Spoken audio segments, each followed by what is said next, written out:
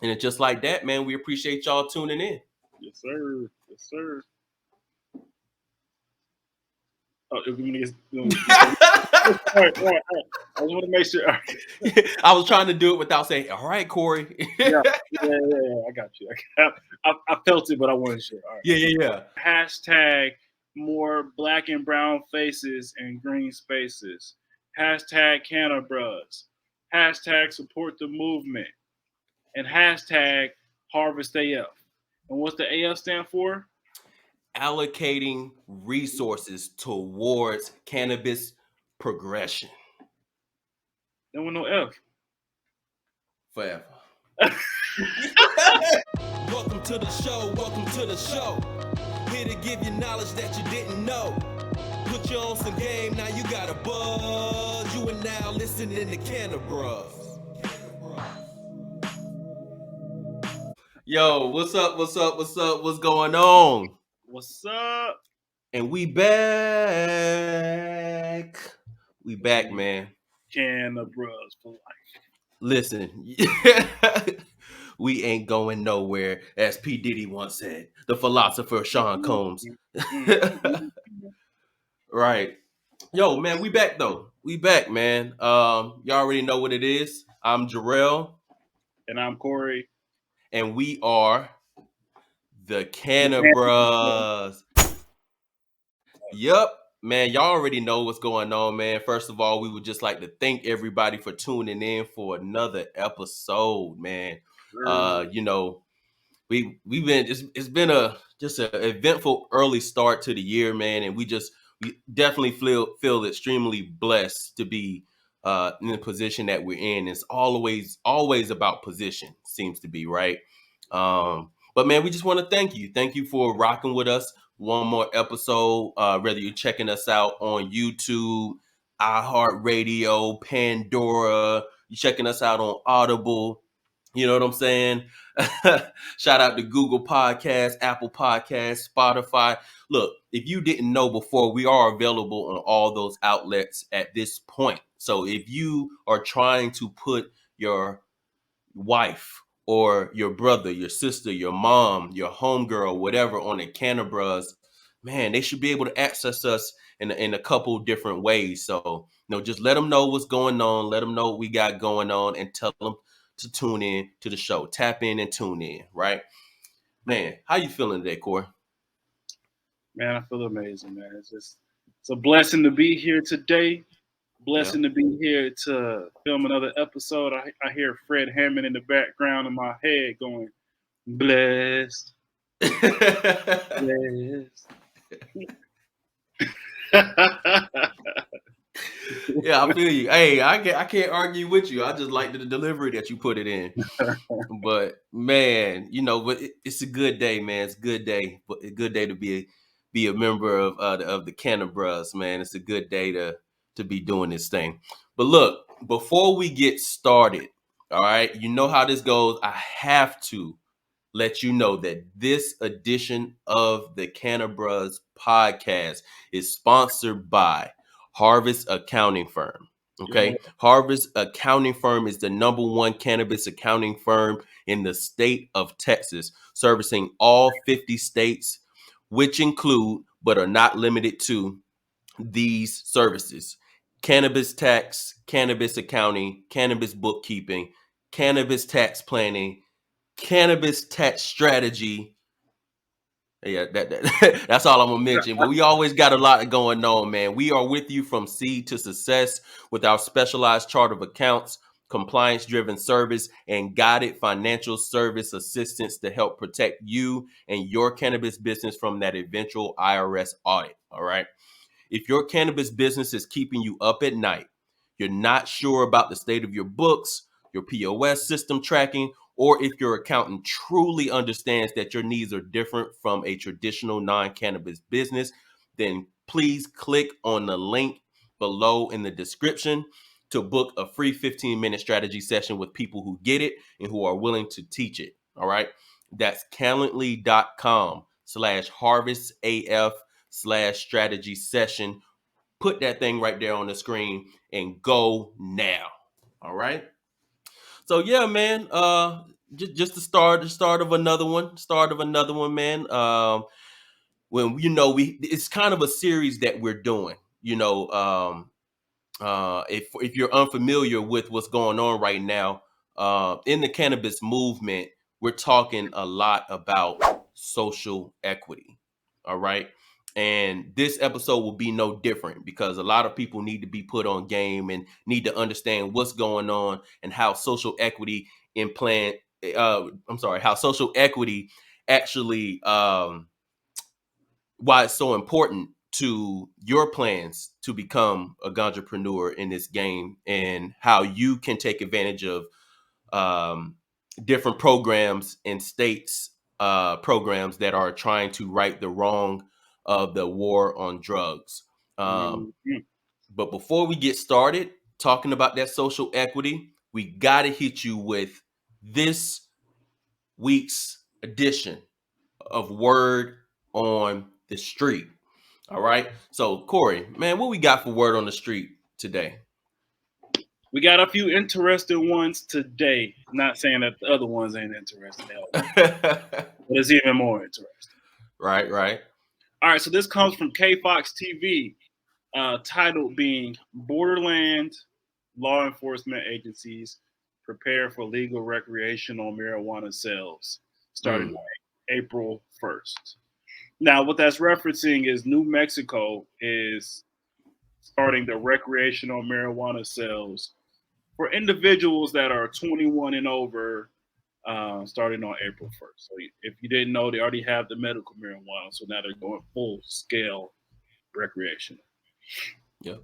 Now, the New Mexico authorities are really cracking down, and they're saying that you're still going to have responsibilities as a citizen. Of course, they don't want you drinking and driving. Of course, they don't want you under the influence of any type of substance, illegal substance, while operating a motor vehicle. And one thing that they said is, normally you have breathalyzers when it comes to uh, alcohol and alcohol consumption. Mm-hmm. But the Las Cruces police said, "Hey, man, we're not above drawing blood from drivers who are high on the road." What? That's a new one. Like, hey, hold on, man, you got to do what? Hey, sir, I need that vein. Hey, Bob, get the belt. Strap your arm up and hey, man, you better hope they train on drawing blood, man. Man, you look, I was just about to say the same thing. I'm like, wait a minute. Okay, this is that same thing, that same issue. I have this kind of personal vendetta against getting burgers at taco places or tacos at burger places. So I don't necessarily need the law enforcement to be like, you go and you put the little latex gloves on, like going to this kid. I'm like, bro, listen, that sounds like a lot. That sounds like a lot to put on you, and I don't know if we should be doing that, man. Make your job easier. Hey, I need you to clench your fist a couple times. Can't find the vein. Yeah. What? It's you're on the back row. It's dark. Like, think about that, Yeah, bro. And he over there just, hey, shine the light. Shine. Hey, put the lights on. Like, come on, nah. We got any other information about this? yeah. So that's the New Mexico Las Cruces side, but then you have they border Texas, and specifically El Paso. And now, for those of you that don't know, cannabis, marijuana, all that is illegal in Texas. Now, of course, hemp, anything below 0.3 Delta 9 raw weight THC is legal in Texas, and there's a couple of medical dispensaries or a few medical dispensaries in Texas, but overall, it's a no-go. It's a no-fly zone when it comes to cannabis and marijuana specifically. You get pulled over in El Paso, and they're gonna be like, hey, I smell something funky in the car, and y'all having a good time tonight, and of course you're gonna try and play it off and everything, and they're gonna pretend to be your friends, and they may have a little jargon with you, but you know what day it is? It's April 1st. Mm. They gonna be like, got your ass. Bob. Bob is the universal cop name, right? Yeah. We got another one, and they taking you to jail, man. Racking up. It's not decriminalized whatsoever. So if you over the a certain amount, which I don't know the amount in El Paso, but they have any type of inkling, man, you getting locked up, and Texas doesn't play. So Yeah, facts. you want to make sure that you're being responsible, not driving under the influence, not driving high or drunk or dry, drunk and high at the same time. Come on now. Crossfaded. I just like dry better, man. Dry makes sense. Drunk, high, dry. Come on, man. Get it, man. Look, that's like you go to the barbershop. Let me get a crossfade real quick. let me get a crossfade. Yeah. Hey, come on, man. I'm just just stamping it. I ain't, everybody was saying crossfaded. You know what I'm saying? I was saying dry. I'm sticking with dry.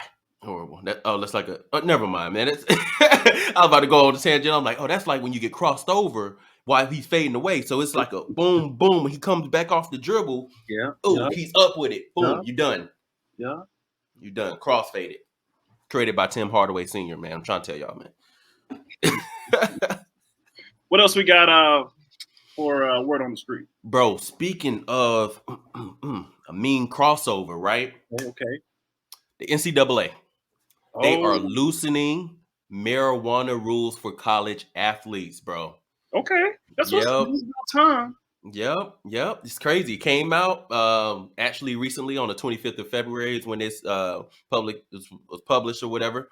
Okay. But what's happening is, according to the article, it's raising its allowable THC limits in its mandatory drug testing program. So they're going to drug test. That part hasn't changed, but the maximum THC threshold for college athletes in mandatory drug tests has been 35 nanograms per milliliter, right? Okay. That's what it's been.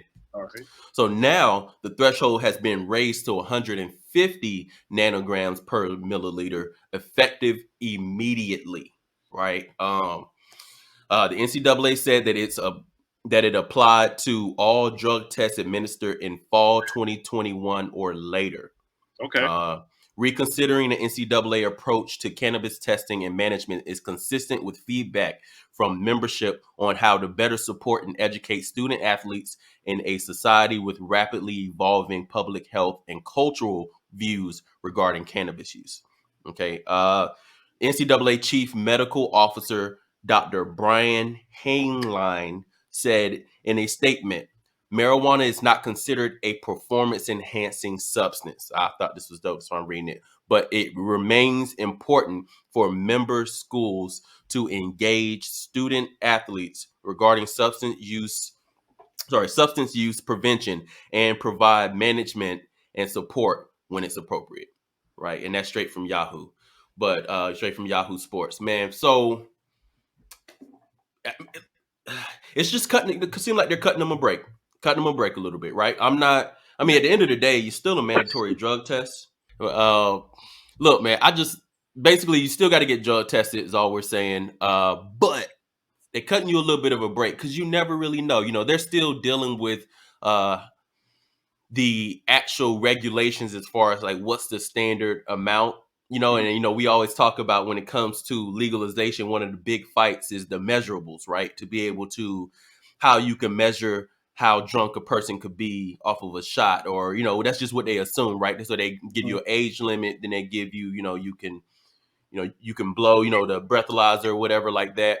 So much like Corey was talking about before, I guess they're gonna be, so you got to get that blood test done. But when they're testing these NCAA athletes at least you got a little bit better chance. Let's say if it still needs to leave your system, um, let's say if it still needs to leave your system, you smoke. Hey, things happen. I'm not about to demonize you. That's not gonna happen on the Cannabruhz podcast. But you took that risk or whatever. Knew you're a student athlete. You smoke, but maybe you didn't smoke that much. Maybe you smoked 10 days ago, 12 days ago, whatever, and you get tested. You might just get away with it. Personally, I think this is just a step in the right direction as far as just the overall stance that big institutions are having, when it comes to cannabis. And one thing they pointed out, that the chief pointed out, was that it's not a performance enhancement drug. Right. If anything, man, that's crossover getting slower. You know what I'm saying? that crossover getting slower, man. That kicker, bro, he running to the he running to kick that ball off so slow. hey, my man in there. He's like, hey man, they were flying, weren't they? Oh, I'm telling no real talk, man. I mean, it ain't a performance enhancement drug. So at the end of the day, it's really just that institution or that organization, that collective, Yeah. as far as NCAA is concerned. It's just their standpoint on cannabis. And now, in many of their states, cannabis is legal. So what you Right. gonna do? So you gonna cancel the whole game because the Oregon State football team, it just high off their ass? You know what I'm saying? Nah, man, you Yeah. gonna be like, I feel like it opens it up more for hemp, you know. Uh, mm, so if I see you that. know, if hemp, as we all know, hemp doesn't have as much THC as marijuana. Right. So um, let's say a hemp product has a little bit more THC in it than expected. You're more likely to pass the drug test now Yeah. than if you were consuming marijuana. And you probably can consume, especially, we all have heard about the healing aspects of, like, if you're an athlete, you don't want to pop pills or something like that, but you take a little bit of cannabis and you feel better, or the ointment, or body Mm-hmm. rub, or whatever, it makes you feel better, relaxes you and relaxes your muscles. Uh, Yep. then it's more. It allows you to use those products without being penalized for it. Versus, Mm-hmm. if you just puffing, puffing, and puffing on marijuana, then you're putting yourself in that predicament, like Jerell was saying. But my question that I have, kind of back to it kind of plays into both when it comes to testing, right? So if they're Yeah. testing blood, right? I wonder how long does it stay in your blood? Like, can they tell if you recently smoked? Because when it comes to THC, a lot of times, if you smoked 3 days ago, it's still in your system. So when they test it, they're going it's going to test positive. So I'm just curious that if when they test your blood, is that show is that going to show that, hey, he just smoked recently, or or if you smoked 3 days ago, is it still going to be in your blood? I'm just curious. Maybe one of these days, we can get whether it be I don't know if it would be a pharmacist, somebody in the medical field, or one of those labs and one of the laboratories. Maybe we get somebody on Cannabruhz Live to Mm. kind of talk about that and educate us, because I genuinely don't know as far as the blood piece. Okay. Yeah, I'm definitely down for that. That's a good point though, because I mean that's now to be able to control, to fully take advantage if you're someone in that situation, right? Like if I'm the student athlete and I'm like, oh, hey, we got a drug test, tomorrow. These are the things I'm going to be asking myself Mm-hmm. right in my head, and we have to have a way, like I said, when it comes to measurement, being able to test and all that kind of stuff. You know what I'm saying? Like, can I buy something that could help me as far as testing myself, Mm-hmm. at home?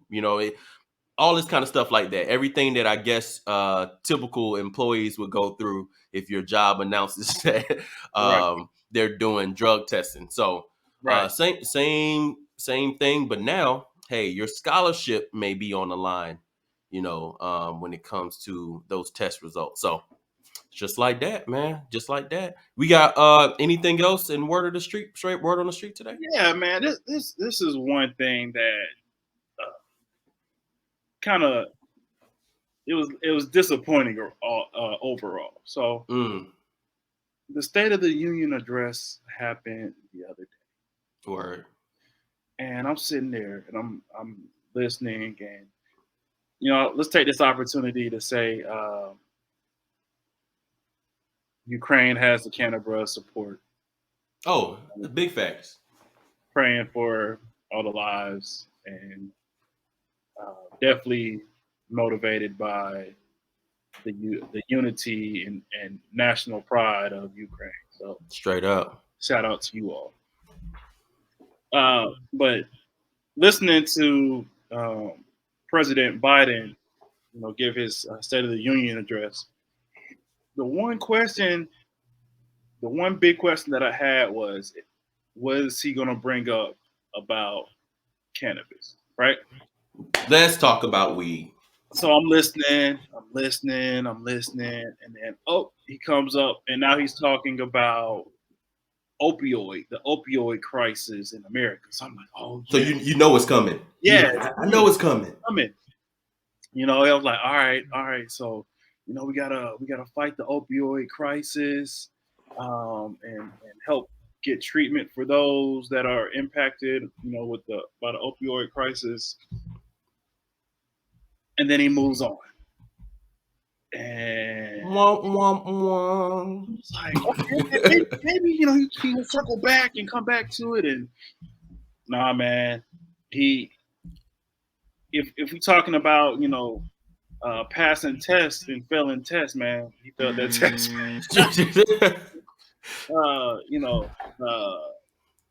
Maybe we could raise the threshold for him. Right.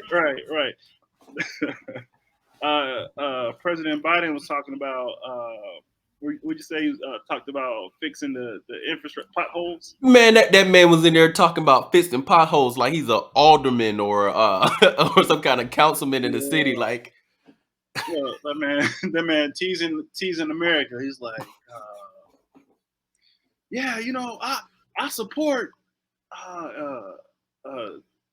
fixing the pot whole industry. oh, I'm a big fan of these retailers, and you know what retailers I'm talking about? oh, Pot belly. I love me some pot belly, man. These sandwiches and soup, man.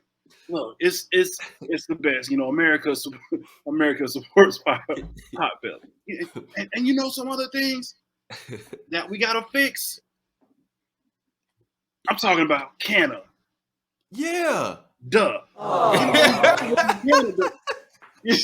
These truckers in Canada talking about these masks and stopping the flow of products to our country. That's a no-go.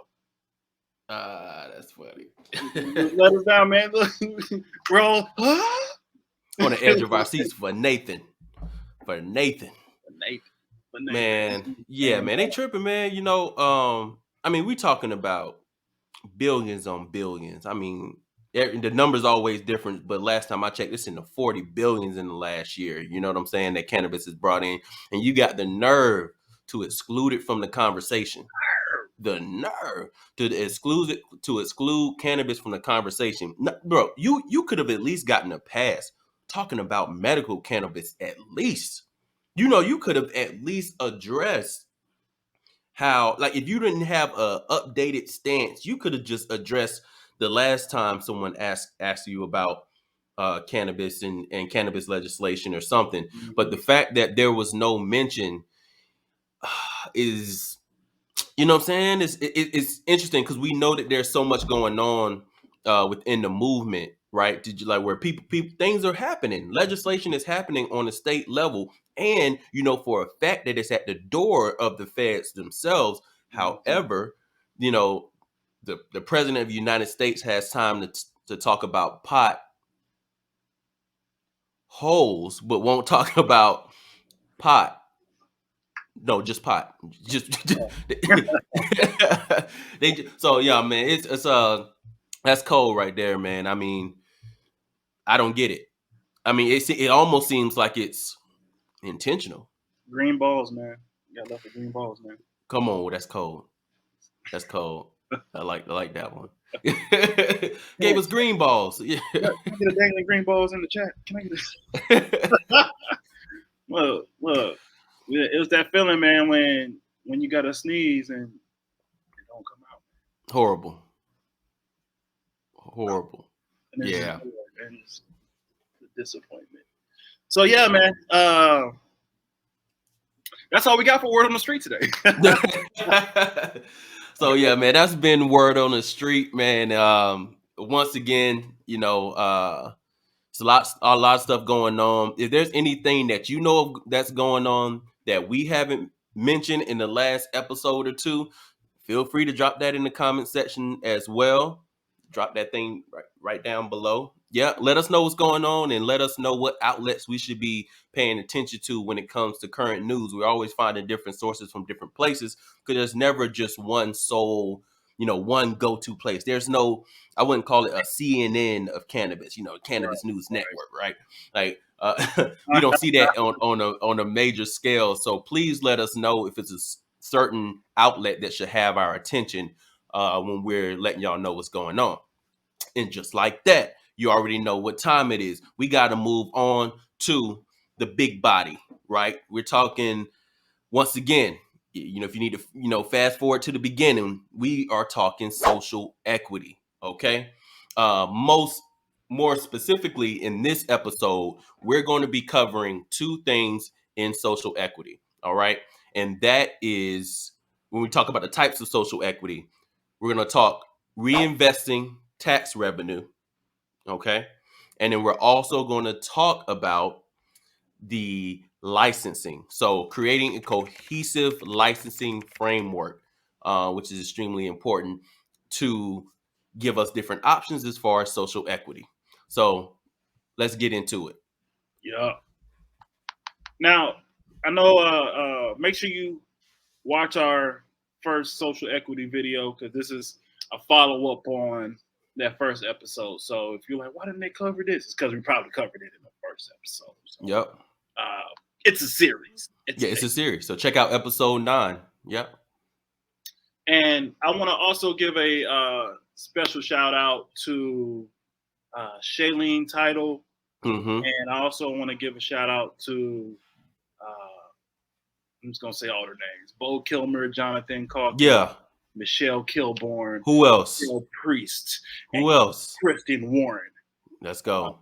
Oh, and I ain't done. Hold on, I'm about to backdoor you real quick because I also got to give a big shout out to Web Joint. Yeah. I got to give a big shout out to Alvaro Wong. Yeah. He's the director of something that we're gonna tell you about in this episode. So all credits to them, you know, for the work that they've done to truly educate and inform people about social equity types and breaking it down to how this could work and talk about those solutions. Mm-hmm. Right? Yep. And if you're ever watching these, we would love to have any one of you all on our Cannabruhz live. Come on, man, y'all stay tuned. Talk about social equity, all right? Yep, for sure. Hey, tag Shailene Title and everybody else that we mentioned. Let's make that happen. Let them know Cannabruhz are calling. Cannabruhz calling. Pick it up. Well, you know what, man? We in the smartphone era, man. You gotta. Cannabruhz are calling. Man, Cannabruhz. Cannabruhz. Look, that's how you know we. Man, look. Cannabruhz. No, ain't no. Hey, man, look. Drake made this still relevant. All right. But yeah, man, let's talk reinvesting tax revenue. Yeah. So one thing, so first thing I want to just on my end, man, just want to talk Okay. about Okay. reinvesting tax revenue. So first thing is, and I want to make sure there's an understanding of why this is a good method for to be a type of social equity. All right. So legalizing cannabis supply can generate government revenues, of course, via Uh-huh. taxes and licensing fees, right? Okay. That's the easy way to get the money. Okay. Although the actual revenues tend to be less than what is anticipated and could be much less under federal legalization, how these revenues are used can have important implications for social equity. All Yes. right. And then, so before we get into social equity, I know you got a lot to say about it, man. I think we also should make sure that we set forth the goals, right? When you're implementing these social equity programs, right? Um, it should be Social equity goals must be balanced with many other policy objectives concerning legalization, okay? Such as raising tax revenue, okay? Protecting youth, minimizing increases in problematic use, and attending to the indirect effects on consumption of tobacco, alcohol, and other substances. Just want to kind of put that out there because that should be the standard for anything that happens within social equity Right. and social equity programs. Yeah. Right. So I think revenue, the cannabis tax revenue, is huge. It's huge because this is the opportunity to fund social equity programs and reinvest that income into uh, low income communities and or people impacted by the war on drugs to help right the impact of the war on drugs, to help them get that equity, to get caught up to their peers so there can be so they can start the equality process of running a fair race, because Mm-hmm. right now they're behind. And when it comes to revenue, some big things that the revenue can go towards is like access to capital, right? Mm-hmm. So giving access to those that have that high barrier of entry into the cannabis industry, right?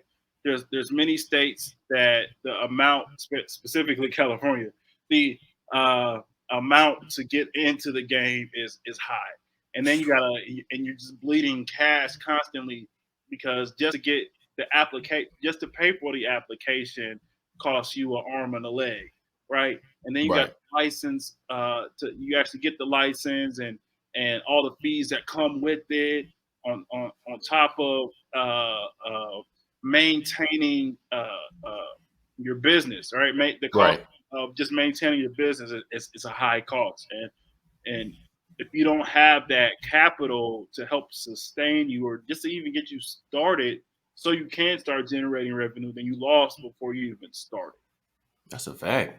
And so the being able to get capital to the communities impacted by the war on drugs, and that's another piece when it comes to it, which we tapped on it a little bit last episode, is so what makes you eligible or what proves that you've been impacted by the war on drugs, right? What Mm-hmm. proves that you deserve to be in that group? Right. And I'm gonna say this one thing, and then I'm close my mouth. No, I got you. Let them Uh, hear. Let them hear it, man. That's so what they listening for. the big thing is, and I was thinking about it earlier, it's similar when it comes to slavery, because that question comes up. I've talked to some of our colleagues in life, right? Mm-hmm. And some of the colleagues in life have come to me and said, like, slavery was a long time ago.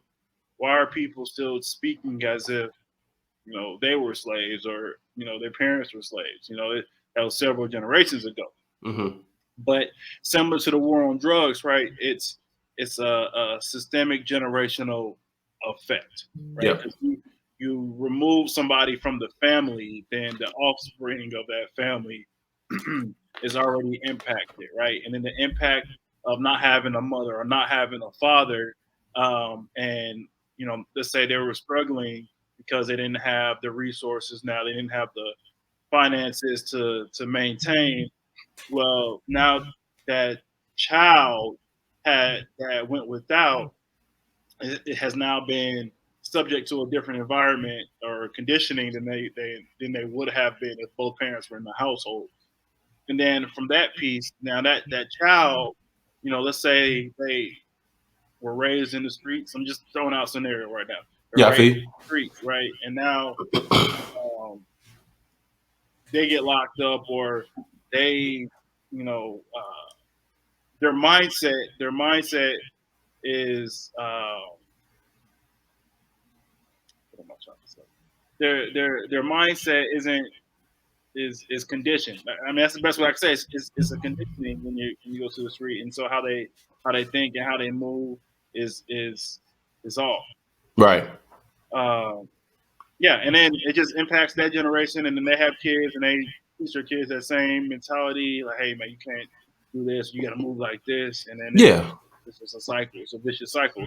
And so when I compared that to slavery, I mean it's the same thing. It's uh, and slavery happened, it was repealed, but the effects of parents being enslaved and of course Jim Crow and all that, and then they're conditioned and they have it's the environment that they grew up in, and then they had kids, and again the system that was in place then was against them, and it's still in place today, and it's against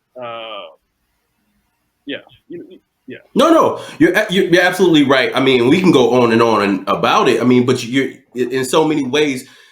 The way I look at that is both issues that America has has taken many opportunities to continue. Like they've taken many opportunities. They've had so many opportunities to right these wrongs over time. But when there's a group that is benefiting from the disadvantages of others, right? Then people are more inclined to continue that. And that's just the nature of it, right? So in both cases, there's somebody that benefited from slavery and then people that were damaged, right? For how long now, right? Because of it. Same thing when it comes to the war on drugs. When it comes to the war on drugs, ultimately it's always a mentality thing. People always want to say you're not there, whatever. Hey, right now, and whatever. This our podcast. I'm a rock. So none of us are in Ukraine right now, right? It's the mentality. It's the mentality, right? So we relate to them because of like how relatable that is to our lives in some way, or the fear that that could one day be us. So it's always interesting when people are saying, "Oh, that was in the past," or "Slavery was in the past," or you know, "Hey, yeah, the war on drugs was tough, but the person in your family." They've already gotten out after serving 20 years, after Mm-hmm. serving 15 years, right? Mm-hmm. And they're like, "Oh, everything should be fine." Well, there's no stimulus package for someone who served that amount of time if there wasn't, a new trial to prove that they were innocent. That then you maybe get a little payday or whatever, but even then it could never truly be it can never truly make up for the time and what was lost, right? Because you don't know the impact that a person could have. You can't actually predict their trajectory, right? You can't see where they were going in their life and how that would have impacted how many other people in their family, their actual household, their neighborhood, right? All the different businesses and opportunities that may have come to them through just living life. They could have bumped into somebody else. That's next thing you know, they have the next Facebook. They have the next Apple, right? They have the next Amazon, but instead they were incarcerated, right? or they could have sparked the brain. And you always hear that. I heard Pac say that before. That I may influence the brain that will change the world. Mm-hmm. But now that influence is taken away. Mm-hmm. So, what do you have for that, right? But there's a lot of states that have already taken a step forward. So we definitely give you the salute for just attempting. It's never going to be correct. And before I even say this, I'll tell you already why I don't want you to discredit anything that we're saying, when it comes to the social equity efforts and programs that are already in place on the state level. But you should understand that it's too early still to rigorously evaluate their efforts, right? And even after more time has passed, these analysis will still confront some questions, right?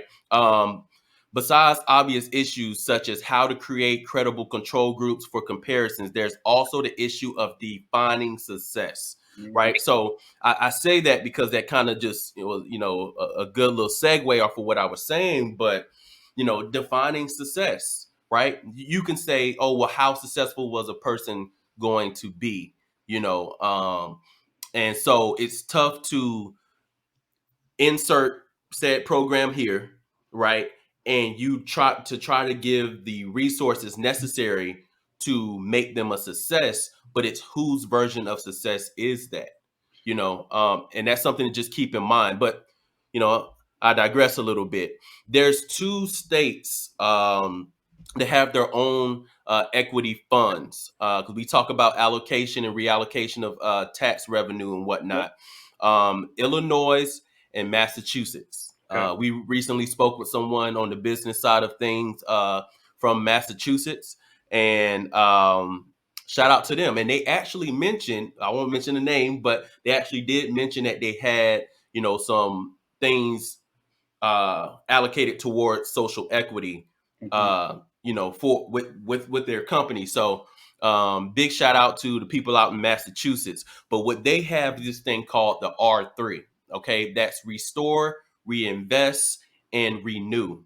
Right, Okay. the R3 program. Right, in Illinois.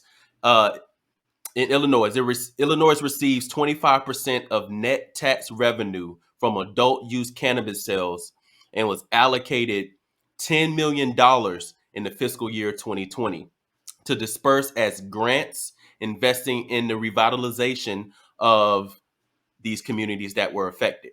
Right. I thought that was pretty dope what they were doing in Illinois. And it's an option, right? They put these in the form of grants that they can then choose or put people on the board from these communities that can then help decide where these things should go, how these grants should go out, what are the qualifications for that. But ultimately, it's a chance and it's more opportunity. What are your thoughts on that, man? I like that, and hopefully the board is a mixed board of different nationalities and backgrounds, I agree. especially for social equity. It's kind of they say if you get arrested, you get judged by a jury of your peers, but if the jury looks nothing like you at all, you're like, Those ain't my peers. they're my peers. um, so those that are helping figure out who gets access to what, who qualifies for what. Hopefully, it's just a diverse group of individuals from different backgrounds that can come together. Yeah. Another thing, though, on top of access to capital, access to property as well. If they, as far as the social equity programs go, right? So if a social equity program can help individuals get access to, let's say, a dispensary, right? Yeah. The cost of getting a dispensary or keeping up a dispensary up until you get your license. 'Cause a lot of programs say you got to have the actual location first before you can get apply for your cannabis license. Yeah. Yeah. And so you're constantly spending money every month just to maintain that spot, but you don't know when you're going to get your license. And again, that's a part of that cash bleeding out. So, uh, helping those impacted. Uh, what was they used DAC, disadvantaged. I gotta. Disproportionately advantage uh, disproportionately affected communities is what DAC is. Thank you. Disproportionately affected community. Now I know why they use DAC, because there's a lot to say. Yeah. So I'm going to keep using. DAC. Again, that stands for disproportionately affected communities. Yeah. So those that are from DAC, um, how that, if you don't have, one, the capital, and two, if you don't know how to find a property, if you don't know how to make that happen, then um, you're not going to be able to for Mm. uh, apply for a license to get into the game, to try and compete and um, uh, you know grow your business. Yeah. No, you're right. No, and that's the thing too. And we did shout out Web Joint. So in their social equity piece that they did, they covered California, right?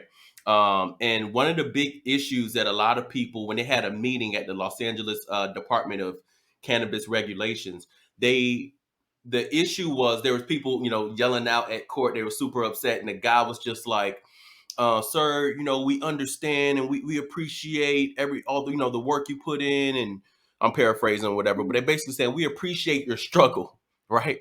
Literally. And dude is like, you ain't lose $32,000 this year. Straight up. You know what I'm saying? And because what the people that were speaking on the documentary were saying, it was simply, look, you got investors that come in and promise you things, right? But they promising everybody who's in the same situation as you that may have gotten, some entrance into a potential program for social equity and whatnot. And that's what it is. Everybody knows in a legal state, everybody's clamoring to, get their piece of the pie, right? And that's the thing. Everybody's trying to figure out how they can get involved in this thing. So there's always going to be opportunists that are going to come down and figure out how to pick you apart, right? They're going to, hey man, I'll invest in your thing, but the APR may be crazy. Like that, like it just may be crazy, right? Like they just may be like, yo, man, I don't know, what I'm saying? Who knows, but they're asking for crazy amounts of high percentages for their return on their investment, Right. right? And then they're Predator. giving you, say it again. It's like predatory. Yeah, it's extremely predatory practices, right? And they are giving you like it's predatory. They're giving you short window of time, crazy percentages on the return on the investment, right? And then at the same time that you're thinking about paying them back, so you get the bread from them, but then it takes how long for these licenses to go through, right? So, man, that's why, and I don't want to mix them up too much or whatever, but that's why we're covering licensing as well, right? When it comes to um, tax revenues, though, that's an easy way. Just reallocating tax revenues is an easy way that they can chip away at this these social equity agendas. Corey, really quick, man. I hate plugging our stuff all the time, but it's not like this is the first time Cannabruhz have ever mentioned anything about social equity or different Right. ways that that's more favorable or appealing to states that are looking to legalize and how it could benefit them economically. Right. In a Cannabruhz live that we just did with the amazing Felina Rivera. She's an Oklahoma cannabis attorney. Shout out. We shout out to Felina. What up? What up? Um, we covered some different bills that were proposed in the state of Oklahoma. And I thought, man, they talked a lot about tax revenue, how to allocate tax revenue to assist in things that the masses cared about, things that were big issues in Oklahoma. And I thought that was really dope. Um, so one of them, and not to be too specific about all this, but one of them was just saying in verbatim, for fiscal year beginning July 1st and every year after and thereafter allocates 55% of revenue collected for cannabis sales to Mhm. operating OMMA. That's their authority over cannabis there. Represent. Not to exceed $36 million. It's 33.75% to state public common school building equalization fund. All right. Then they want to give 11.25% to Department of Mental Health and Substance Abuse Services, not to exceed 7.5 million. See, there is so many different things you could do. So statewide and federally, right? Because we pushing, it got to be done right before we get to the federal level. But even at that level, Mhm. there still should be some funds. The states are taking care of it, but once we get to federal legalization, there still needs to be, some productive things done with tax revenue, that the government and these government agencies are making off of hardworking cannabis business owners and Right. cannabis businesses, right? So I thought that was really dope. They address mental health, right? They address education, Right. right? And they address substance abuse. A lot of people, whatever your stance is on cannabis and everything else, right? Unfortunately, it's not the only substance that's out there, right? And it's not the only substance that people who even use cannabis use. Some people only use cannabis, some people do a mix of it. You know how it is. Everybody puts together their own Saturday night cocktail or Mixing. whatnot. Yeah. Huh? But yeah, cocktail. Yeah. You get what I'm saying? They put together that Saturday night cocktail that, and sometimes very damaging. People get hooked on substances, and although most of the substances are illegal, so there's no way to actually get the help. That those resources run out eventually. All those community centers that are helping people. You had the Biden administration recently come out about giving away crack pipes. You get what I'm saying? Like, Right. right? So we all these different things to uh, take care of the substance abuse problem in America. Yeah. But, it's not perfect plans, right? The way I feel is if you guys are going to be taking these high ass taxes from the cannabis businesses, you might as well put them to a place where it could benefit them, their families, people who are just impacted, by, substance abuse and overall the education as well. You know Mhm. what I'm saying? And I'm glad you're touching on that because next episode we're gonna really dive in to cannabis health. Yeah. So make sure you stay tuned and check out the next episode of our Cannabruhz social equity series. Yeah, yeah. But I agree with that completely, and I think as far as funds go, so one back to the access to facilities and or to access to property, right? Hmm. So when it comes to when you look at property and different or rental spaces or whatever you want to call it, um, there's only a certain amount when it comes to zoning that are allowed in that area. They say you got to be a certain amount away from schools, a certain amount away from churches, a certain amount away from um, insert whatever they want you to be away from, right? Right. Right. Well, with that being said, there's only a certain amount of locations now allocated for cannabis that can be used. Crazy. And so if and this is a little bit more on the licensing side, but um, if there's nothing put in place to help people from disadvantaged communities to like, hey, well, of these spaces that are available, 20% are going to go to uh, DAC, people from disadvantaged communities. Right. There's nothing in place there, then they're going to if they don't have that capital, if they don't have that support set aside to help them, then they're not going to have access to it, and then Yeah. they're going to be beat out of, um, I have the money. Well, I'm sorry, this is going to so and so. This is Mm-hmm. going to somebody that wasn't impacted by the war on drugs like how you were. Right. Um, it's so when you're talking about the predatory practices, it kind of reminds me. So there's a South Park episode that I sent you, Yeah. and it, one shout out to South Park. Uh, I watched the mess out of South Park. Mm-hmm. And so they're in a cannabis expo, and Right. in that cannabis expo, um, is a panel up front, and the panel is talking about um, how disproportionate the licensing process has been, or disproportionate the cannabis industry has been in Colorado. Mm-hmm. You have Randy Marsh, which is one of the main characters on there. He's a cultivator owner, Right. and he's not paying attention to anything. He's like, "Whoa, cannabis! Whoa, weed! Whoa!" Right? Right.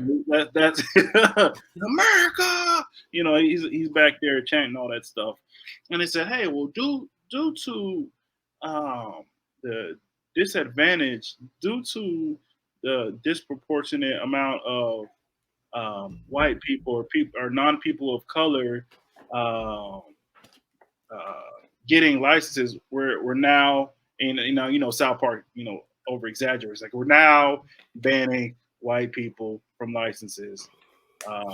And he's like, "What?" And so he goes home and he's like, he's talking to his wife and his kids. He's like, "Hey, I've noticed y'all don't have any black friends. Right. I noticed. Why don't you hang out with that black kid at school? Why? Why don't you? Why don't you hang out with any? Bring them over.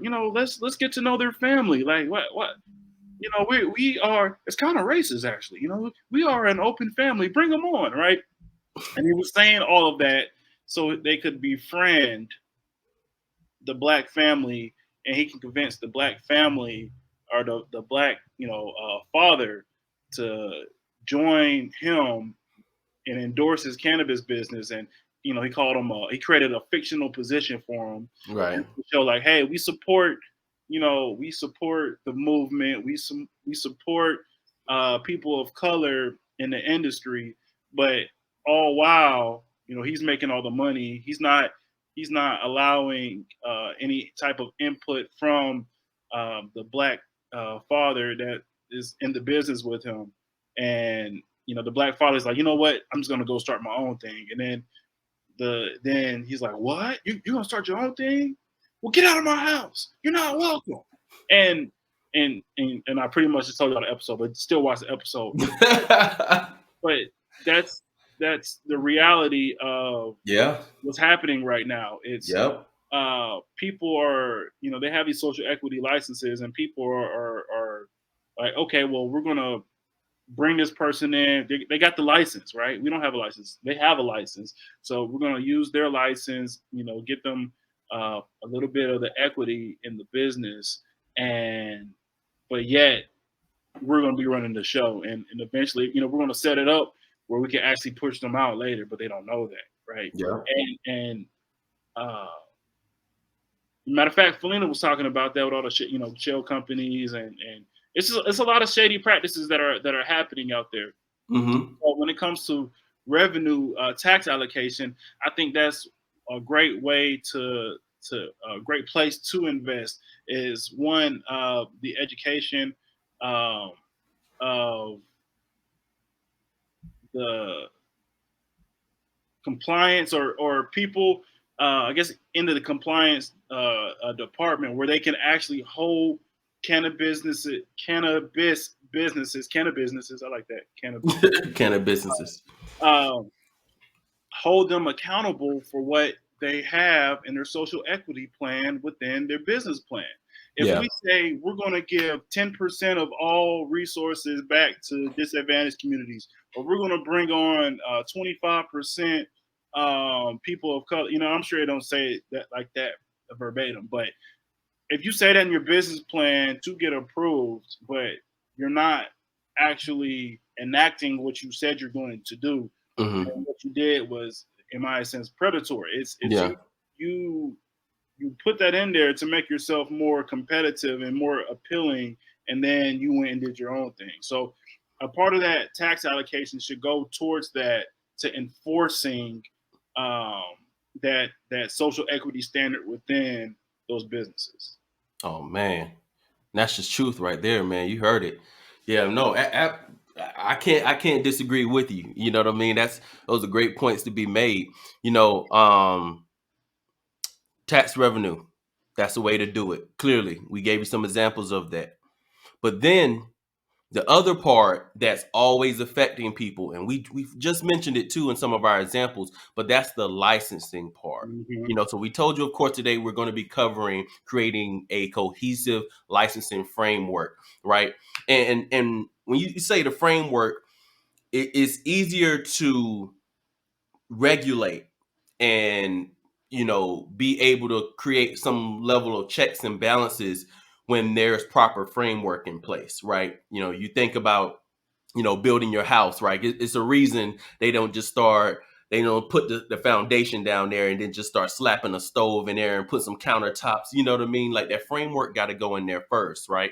So when it comes to framework, I think it should start with the ultimate principles, right? Principles themselves, and principles of anything, but principles within the framework within the framework, right? Ultimate For principle. creating effective licensing programs All right. has to be established. Now, when reading through Shailene Title's article that she did, once again, y'all check that out. We'll make sure we provide you with a link to that. The principles that she went by, I would also stand by as far as licensing is concerned. You will first have to make sure you hire the right people, right?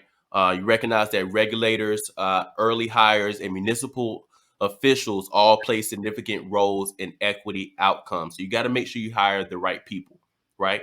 You got to give yourself time, right? Instead of arbitrary deadlines that we're all used to when it comes to how they treat cannabis and then how they treat anything that's like new.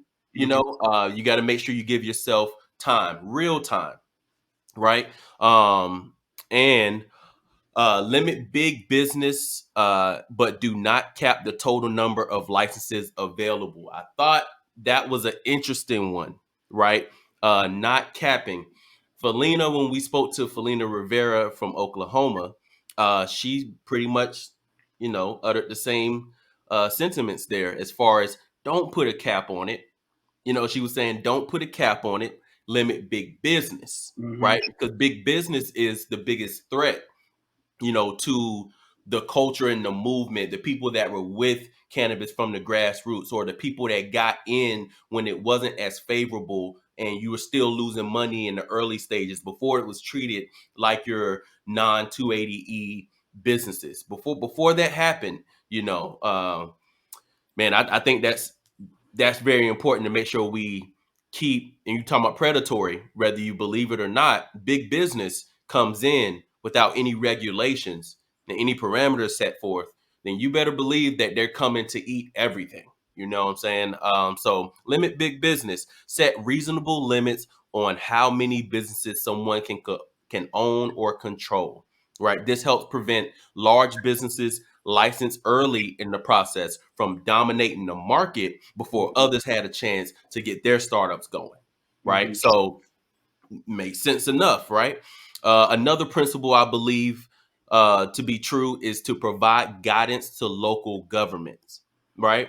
So issue a model ordinance for municipalities as soon as possible. Often, municipal officials make decisions that favor large, wealthy operators, right? Out of inertia, not intention. So it's just it's an innate thing for them to favor those businesses because they're also the people. Those big businesses also donate quite a bit. They're giving quite a bit to the city or the county, right? And that happens so often. Who do you think they're going to rock with, right?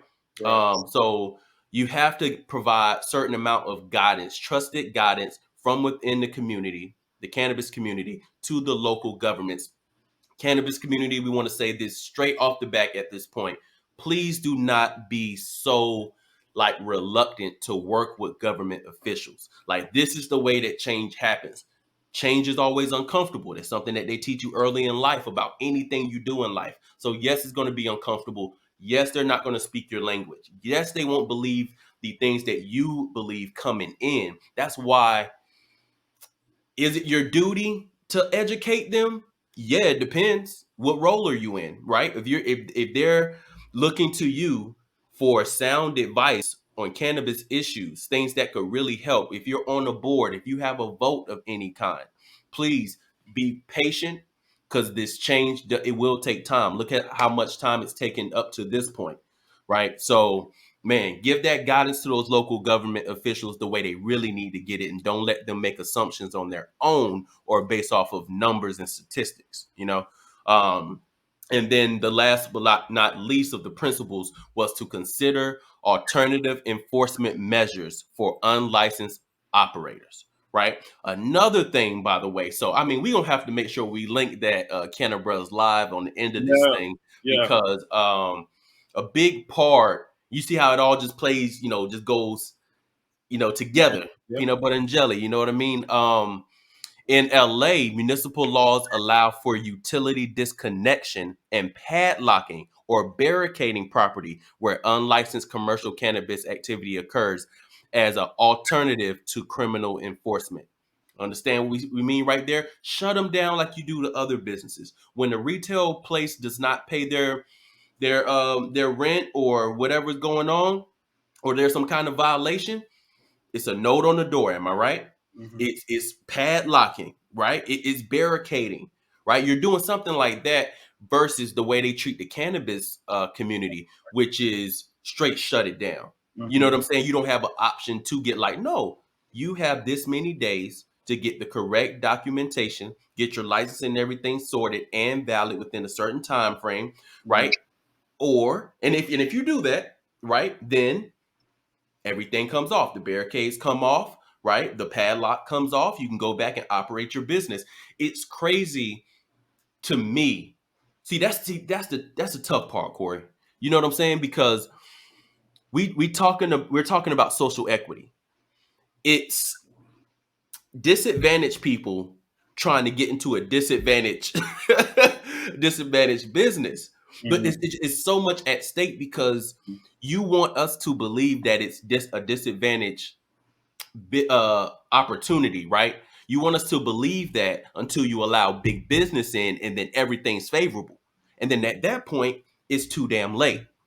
You get what I'm saying? So now, if I wasn't in before that happened, or I'm not in bed with big business, now I just got screwed over, right? So that's the tough part. That's why it's a big thing for us, the social equity part. It's already a disadvantaged situation for all cannabis business owners. Make sure that they really do get a fair shot, above all, to be honest, before we can even talk equality, because at that point where there's a social equality aspect, a true social equality aspect to the cannabis field, we still gonna be fighting. Right. You know what I'm saying? And a couple other things, man. It's like, to make it fair, there has to be the resources there to help them. Absolutely. Resources, um, lawyers to actually help guide them through the process, right? Absolutely. Lawyers that aren't looking to take advantage of them. Same with accountants, right? It's the thing. If when it comes to running a business, right? So those people from disproportionately affected communities, right? Hmm. If you say like, all right, well, if you're from that area, you're out of the 100 licenses, 20%, 20 of them will go to you, right? Right, right. All right, great. So let's say you're one of those individuals. You get the license, like, yeah, I got the license. Okay, cool.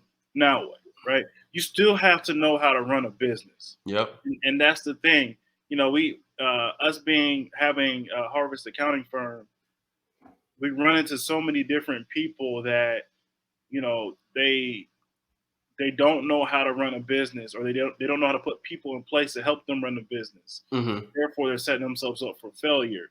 It's all good. It's all fun and games until 4 or 5 years down the line, you get that audit from the state or the audit from the IRS, and then they see you've done all this stuff incorrect. Yeah.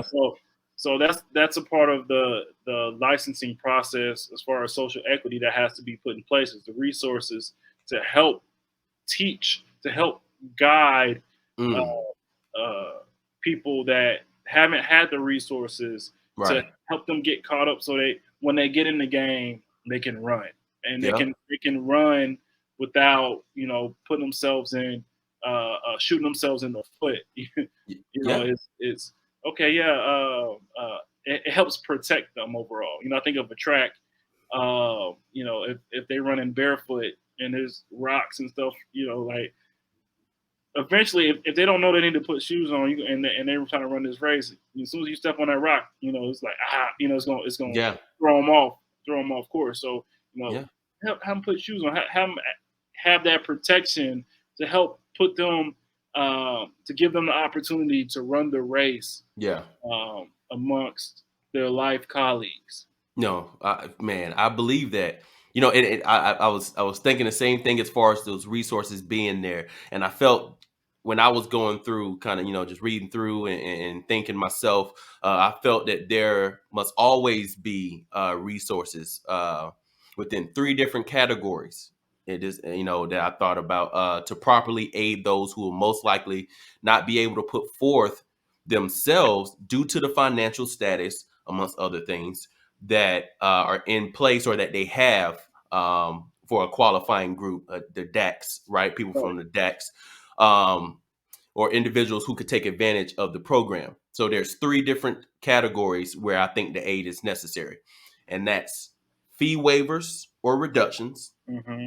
Okay, you named it, legal support, and I always think legal support should always be backed by tech support as well. Mm-hmm. Corey and I believe in the thing we call the belt, and we've spoken to that on other Cannabruhz episodes. And as far as the L and the T part, we're talking about legal and your tech side, right? And then I also think loans and grants should be the other Mm-hmm. place, Yep. a resource that should be put forth to help these people. That's already been said. But if you believe that, then I believe this about fees, as far as the fee waiver, with Okay. fees typically being higher for all cannabis business owners and individuals looking to enter the market, there must be assistance given to those who are promoting this opportunity, to who you're promoting the opportunity to and for, right? And that's pretty simple. We talk about how high the fees are. People love to go to Oklahoma right now because the licensing fees are lower, right? It was $2,500 to get in. Other places it's five figures, not four. So it becomes very difficult with those licensing processes themselves. Before you even get through the process, just the fees, that you can't afford, and that becomes a very tough thing. Then as far as the legal support, I think you were right there. Because we know how good it can be for a cannabis business to have good legal support. I mean, that's the reason why we've spoken to a cannabis attorney, on the Cannabruhz Live, so that you actually understood the importance of having a attorney or legal representation, right, to help you establish your business, whether it's entity structure or even protect you in the event of an audit by representation, right? But in addition to education, right, to help businesses make great foundational plays to set up their businesses for long-term legal aid from established and, more importantly, knowledgeable attorneys who specialize in cannabis. This will heighten the probability of success in the long term and prevent legal battles that typically plague this industry. At least for the beginning stages is what I was thinking. Yeah. I was thinking at least the first and or second fiscal year, right? Providing uh like knowledgeable, good, like, you know what I mean, good attorneys, people that really know what they're doing, no public defender level attorney help there, you know what I mean? um and more so focus on profitability. I know that the entrepreneur is going to be focused on profitability and marketing their business, so their legal stuff, help them out, and then the tech support, right, is strong, man, with strong recommendations on tech support. I believe that's the resource. It must come in the areas where cannabis businesses will need reliable IT help, such as in the licensing process, like throughout the process, along with IT help with the softwares that play a huge role in the operations of their business, right? So accounting software, POS software, bookkeeping, seed to sell tracking, and most importantly, because of the Safe Banking Act issues and everything surrounding that, security software, right? So help them with security, help them with the operational software that keeps them afloat, and then most importantly, they need the money, man. They need the money. So the loans and the grants, more favorable long-term loan solutions and grants, if possible, should be allocated towards funding these programs, which, as mentioned before, could come from taxes and/or donations created by state government infrastructure. So, man, that's how I feel, I feel about that. And but once again, you know, uh, it would all have to play in favor. It has to come from good framework when it comes to the licensing, and that's just things that we believe, along with individuals, like Shailene Title, believe in, that could help, that could really, really help people not only get established, but also have some long-term success and give them a fair shot of actually finally digging out that hole that the war on drugs has caused a lot of communities. You know, It's about that time. it's about that time. You talking about for some plug talk? Hey, Hey, hey, hey, hey. Yeah, man. Plug Talk, man. Y'all already know what it is, what we do on Plug Talk. We try to make sure we lift up the community, and we do that one business at a time when it comes to Plug Talk. In this edition of Plug Talk, we are showing some love to the folks over there at the Mujeres Valley Campground. All right. This is actually located in Fence Lake, New Mexico. Shout out to shout out to Ishel and Assad, of Mujeres Valley. The Mujeres Valley Campground, really dope place. We had a chance to have some really dope conversations with them, and what they have going on is this Ganja Freedom Fest, right? You see it, April 15th through the 17th this year. It's going to be 2 full days and 3 nights of camping, music, contest, game, and prizes. All right. So pull up with your RV or tent to 20 reclaimed acres of land. 20 acres of land, my guy. All yeah, right. And grab your tickets for the grand opening for New Mexico's only Ganja Freedom Festival at ganjafreedomfest.com. That's right. You can go to ganjafreedomfest.com, get your tickets. It's going to be big performances happening there. So it's going to be quite live. It's an amazing, peaceful, good energy type of campground. So you go in there to just have a good time, man, and enjoy the freedoms of ganja out there. You know what I mean? and be festive. Be festive. Do as the locals do. You know what I mean when you go there? All right. If you want to get connected with the fine folks over there at Mujeres Valley and the Mujeres Valley compound, make sure you follow them on Instagram at Mujeres Valley. That's Mujeres Valley. All right. And you can also get connected with them in their Crooked Arrow Farm at Crooked Arrow Farm NM for New Mexico. Yep. Crooked Arrow Farm NM on Instagram. So yeah, man, y'all head over to Ganja Freedom Fest, man, and go at ganjafreedomfest.com, get your tickets, and man, tell them that the Cannabruhz sent you. Tell them that the Cannabruhz sent you. So much big shout out and much love. Y'all already know how we rocking over here, but hey, that Mooney love. hey, you know that Mooney love, Mooney yeah. love. Shout out to the Moonies, and y'all know what y'all get. That big Cannabruhz stamp of approval. Bam! Yeah, you already know, man. So yeah, big shout out to them. Once again, cool people, great energy, man. We heard about these Freedom Fest, man. Man, We're gonna make it out there one of these days. we gonna make it. I'm telling you, bro. So You know I don't like in the putting Cannabruhz RV. Cannabruhz. Come on, man. You see that? Y'all see the logo? Put that thing on the art. You gotta put it on the face so you see us coming. You see that? Yeah. Yeah, see that? Welcome to the show. You're just blasting as we ride down the road. You know. Yeah, man. But that's what it is, man. And then uh second, as far as Plug Talk is concerned today, we had to let you know, all right, about the Texas Cannabis Roundup event. All right. So, man, Texas Cannabis Roundup event. That's from the people, over at Texas Cannabis TV. But this Texas Cannabis Roundup event is sponsored by Weed Maps. It's going down South by Southwest this year, March 18th, right? Green Light Events.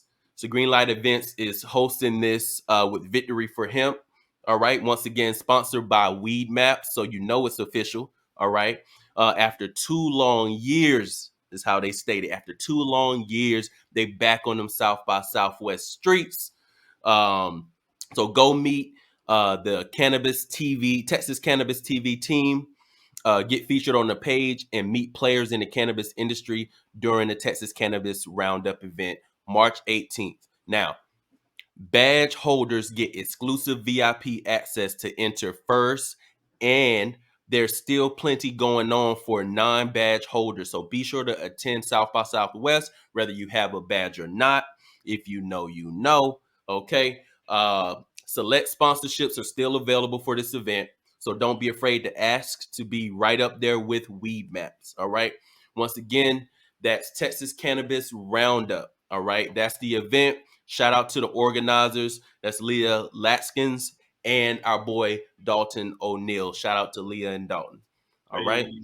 And as usual, you know how we do it. Y'all get that Cannabruhz stamp of approval. Bow. Yep. So you already know. Shout out to Green Light Events. Shout out to Texas Cannabis TV. Shout out to the Texas Cannabis Roundup. Y'all know what's up, man. So yeah, just like that, man. Just like that. And shout out to Texas cannabis in general, man. We got to make some progress. We slow. We're going real slow in this Real slow. cannabis movement, but we trying, man.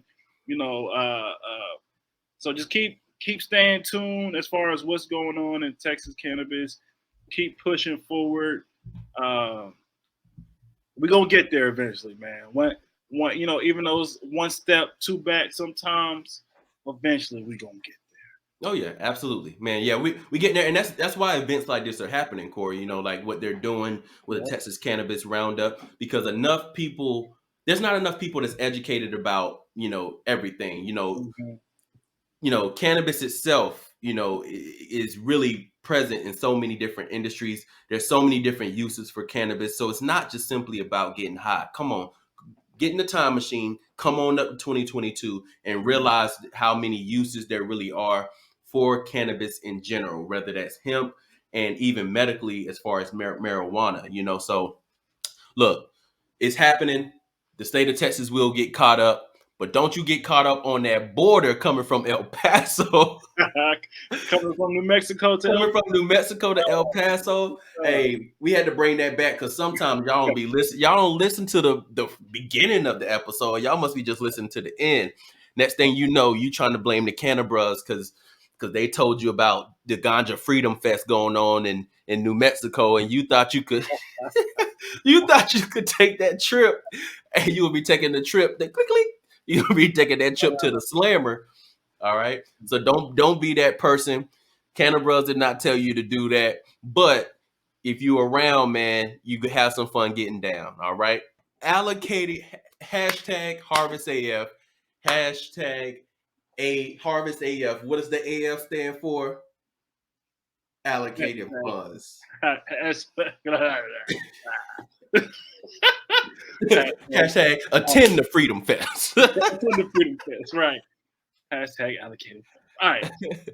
And we out. And we out. Bye. Yeah. Welcome to the show. Welcome to the show. Here to give you knowledge that you didn't know. Put you on some game, now you got a buzz. You are now listening to Cannabruhz.